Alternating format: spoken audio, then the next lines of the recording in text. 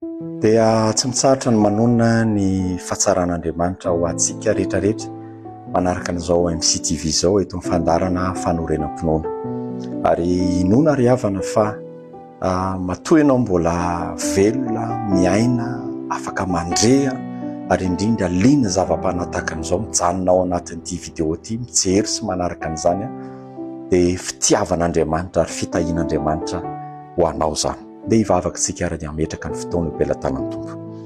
Jesosy io haidino fanahinao dia hazavao ny aty anatinay ampaherezo izay atoroy ny sitraponao izay amin'ny anaranao ny vavahanay. Amen. Luka toko fa 17.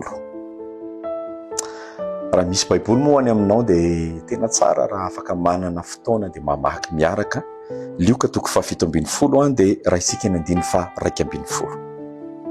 Ity soratra masina ity dia miresaka ny amin'ny Jesosy nanadio an'ilay boka folo lahy, lesona omeny Tompo antsika ary ampaherezan'ny Tompo antsika androany. Rehefa niakatra tany Jerusalema Jesosy dia nandeha tamin'ny Samaria sy Galilea. Ary rehefa niditra tamina vohitra anankiray izy dia nisy boka folo lahy izay nifanena tamin'i Jesosy.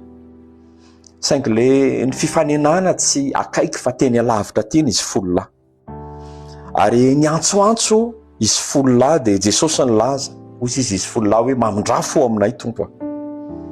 Dia rehefa hitan'i Jesosy dia hoy Jesosy hoe mandehana miseho ampisorona. Dia nanaiky izy folo lahy nandeha ary vao tena mpandehanana fotsiny dia fa nadio avokoa izy folo lahy. Saingy izao ny zavatra nitranga, anankiray tamin'izy folo lahy any amin'ny 9:10 no nahita fa sitrana izy, ka io ray io no niverina dia nankalaza n'Andriamanitra tamin'ny feo mahiry. Dia inona nataon'ilay anankiray rehefa niverina? Nisaotra, niankohaka tamin'ny tongotry Jesosy izy dia nisaotra azy anefa io lehilahy io dia firenena hafa firenena zany hoe Samaritana.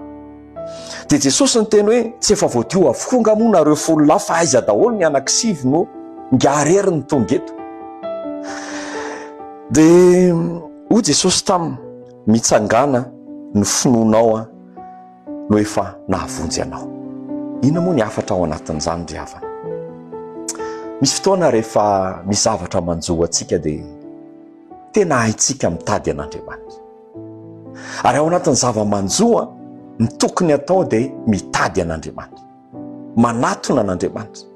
Tsy fantatra hoe inona zany ny zavatra manjoanao androany, samy manana avokoa ngamba ny tsirairay, fa ny tena vahaolana voalohany fa tsy farany dia ny fanatonana an' Jesosy, ny fametrahana an'izany eo am-pelantanan'Andriamanitra. Zany ny tena vahaolana azo antoka indrindra.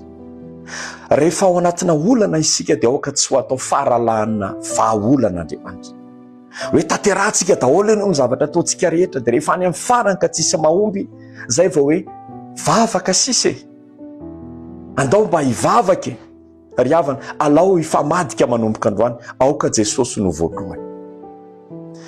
Dia rehefa nanatona an' Jesosy amin'izay izy folo lahy nahazo baiko ndana miseho ampisoro.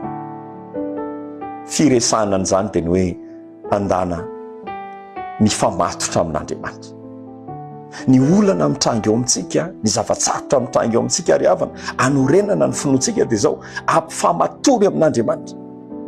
Betsaka amintsika nenitra n'izany hoe arakaraka ny sin'ny olana vao mainka tsika tsy mivavaka, vao mainka tsika mandamina amin'ny fiainantsika ivelan'Andriamanitra. Olona no antsointsika, vola no ampiasaintsika, zavatra fahalalana etseroa no ampiasaintsika, fa faralahany vao Andriamanitra. Ry havana, na olana tahaka ny inona na inona mandehana mifamatotra amin'Andriamanitra, ampifamatory amin'Andriamanitra. Rehefa nifamatotra tamin'Andriamanitra, hoy Jesosy andana miona ampisorona, teny andalana dia sitra. Halleloja. Rehefa mankatohana itsika misy fanasitranana, ny tsy hatongavan'ny fanasitranana eo amin'ny fiainantsika nge na amin'ny lafinina na amin'ny lafinina dia zao hoe raha tena tsorona, misy fotoana ngentsika tena mafy loha, misy fotoana ngentsika tena be loha, misy fotoana ngentsika nentsika ihany aloha, fa amin'ny fotoantsika mankatoa dia sitrana manonona amin'ny anaran'i Jesosy ianao hanomboka ankatoa hametraka ny aminao rehetra, ny adinao rehetra, hamotsitra ka hametraka ny zany zato isan-jato ho an'Andriamanitra, zany fankatoavanao zany hanasitranana anao. Etỳ ampamaraparanana ry havana, zavatra nafinahitra dia zao, anankiray tamin'izy 10 no niverina dia niankohaka dia nisaotra ny Jesosy. Ray tamin'izy 10 no nahatsapa hoe tsy toy izao tsy voadio toy izao tsy nahazo valim-bavaka toy izao raha tsy Jesosy Kristy. Ndao hoe naratsika zany. Mety be dia be ny zavatra nataon'ny Tompo anao, nisitraniny ianao, nitahiny ny fiainanao, tafita tamin'ny fianarana ianao, nahazo asy ianao, fa zao isaory Andriamanitra. Tsy mahay misaotra tsony ny olona amin'izao andro farany izao. Ary misy olona zavatra angatahana ao anatina fandoalehana, fa isaorana any anaty boaty, any anatina filokana, firevena, fiainan'izao tontolo izao. Mino fa ianao kosa dia andray lesona androany, isaotra iankohaka ary ankasitraka an'Andriamanitra. Farany ity ampamaranana dia ity hoe rehefa nisaotra izy dia ho Jesosy ny finoanao no ahavonjy anao. Na ianao rery arany mandeha araka sitrapon'Andriamanitra, tanao bokaray fotsiny fa izy sivy, tsy nahoany fa na izy rery ary le tao amin'le tokana, boka tokana rery io nge taony tena fiainany. Noho izany anana fiainana ne ianao rehefa milomano ao anatin'izany fankasitrana amin'i Jesosy zany fo. Ary ny olona tia misaotra, sokafan'Andriamanitra ny fiainana, ny amitoy amin'ny rehetra. Voninahitra ho an'Andriamanitra. Pasteur Andranto Mahenina niaraka tamintsika tamin'ity anio ity avy amin'ny fiangonana Fanasy Fiainana. Fanaritra daholo.